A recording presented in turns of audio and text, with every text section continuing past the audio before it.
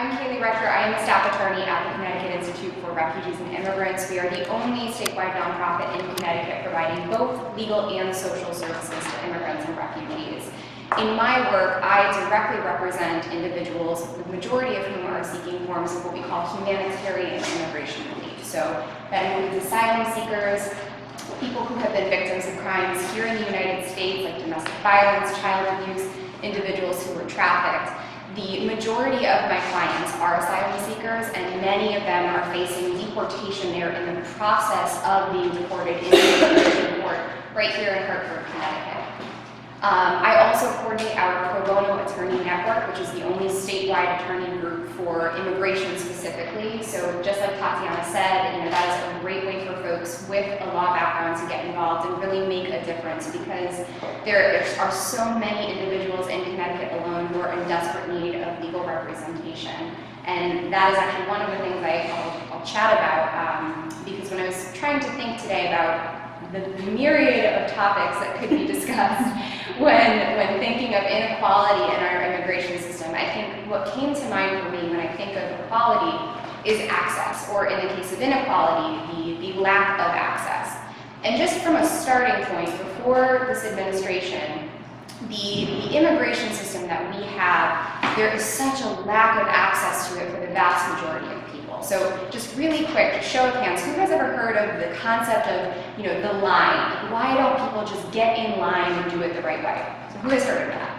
Yes, okay. So, not sure if anyone's aware, doesn't exist, total myth, it's a falsehood, there is no line. Depending on how you break it up, there are actually maybe only 4 or 5 buckets or categories of ways or paths that somebody could legally achieve status in the United States. And each of those has really strict qualifications, things that you have to meet in order to even be, have the door open to try to go down that path. And for a lot of people, they are not eligible for any of those. There is no bucket, there is no path, and perhaps there never will be, depending on their background, criminal or immigration. So just as a starting point, the way that our immigration system is set up is severely, severely restrictive in terms of the ability to access it to begin with.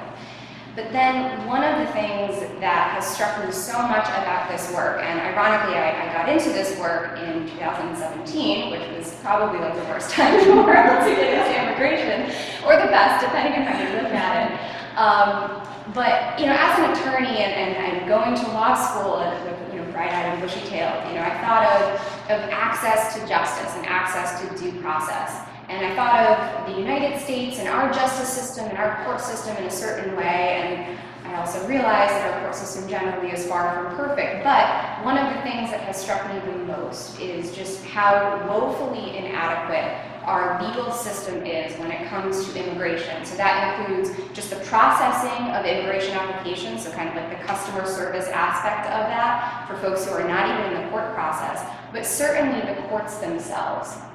And so what I want to chat about briefly today, in the interest of time, is the fact that although we are still in this process of debating whether or not we will get a physical wall on the southern border, fingers crossed no, the sad truth is that this administration has been slowly, over the past few years, assembling an invisible wall through its policies and laws that are effectively keeping people out without any physical barriers. So when we talk about kind of the 2 ways that we see that, the first place that I want to start with is the United States Citizenship and Immigration Services, and that's that customer service branch I mentioned before.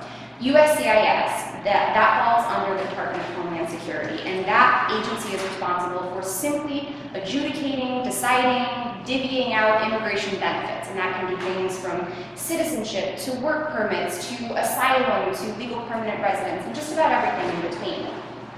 They are not the enforcement arm. We know that is ICE, the Immigration and Customs Enforcement. So USCIS is not responsible for enforcing people who have overstayed their visas, who are here unlawfully. They just decide cases, or that's how it was supposed to be. But what we're seeing more and more in the changes of policy that often aren't even being reported on, and we hear so much about what's happening at the border, what I don't see in the news reports are these insidious policies that are completely changing the function of USCIS. So for instance, last summer, there were 2 policies issued in conjunction with one another, and it's going to sound like alphabet soup, so just bear with me and we'll explain. There was first the NTA policy, and then there was the RFE and NOID policy. I wasn't kidding about the alphabet soup. So the NTA, the notice to appear, that is the charging document that starts a procedure in immigration court. So when the government is trying to deport somebody, they have to serve this document on the individual and on the court to get things going. And then an RFE, or a request for evidence, and an NOID, or notice of intent to deny. Those are two tools that USCIS has used in the past when maybe they receive an application that, it looks like they might be able to be granted, but they might need, one more document or something like that, or maybe it's not looking so strong, but they want to give the person one last chance to cure it in case they might have something they didn't submit the first time around. So those RFEs and NOIDs were things that USCIS could use when they had an application that they might need some more information to grant, that allowed them to give that person a second chance without having to deny that case outright. So these two policies, the NTA policy first said that USCIS, despite not being the enforcement arm of the Department of Homeland Security, was now going to start issuing NTAs, notices to appear, so placing people in deportation proceedings if their case was denied. This completely changed the game for us as advocates, because say that you have somebody who is trafficked, they might be eligible for something that's called a T visa. Now in the past, we were able to tell our clients, listen, you're eligible for this, let's give it a shot. Certainly there could be things that could be difficult along the way, but there's no harm, because the worst case scenario is that the case is denied and then nothing changes. Obviously we hope it's accepted, but there's no harm, there's no risk involved. We can't say that anymore. So you have people who are legally eligible for forms of relief under the law, like a T visa or a U visa if they were a victim of a crime and helped police. And they are choosing not to file these cases because they are terrified that if they're denied, they're going to now face deportation, whereas maybe if they just stay under the radar, they'll be safe.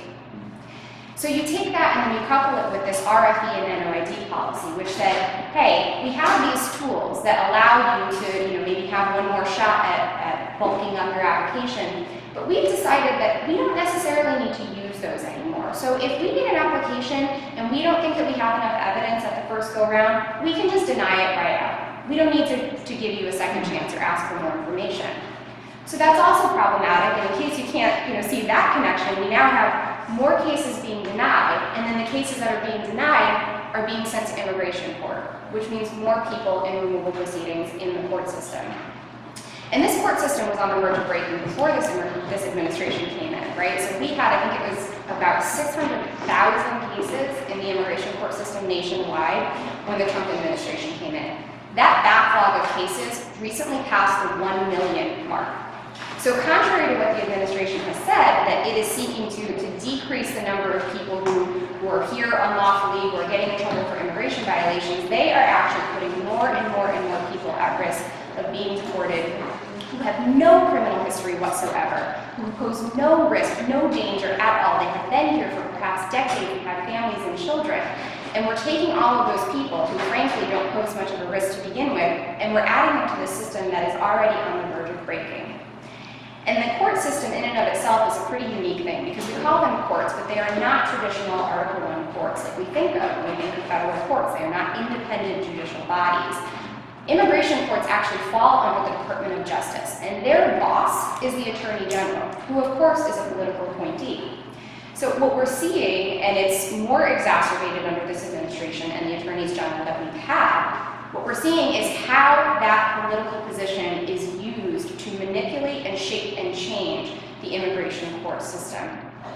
So for instance, immigration court judges are now under a strict quota that they have to complete. I think it's about 700 or so cases per year. And if they don't, they might have their jobs basically might be on the line.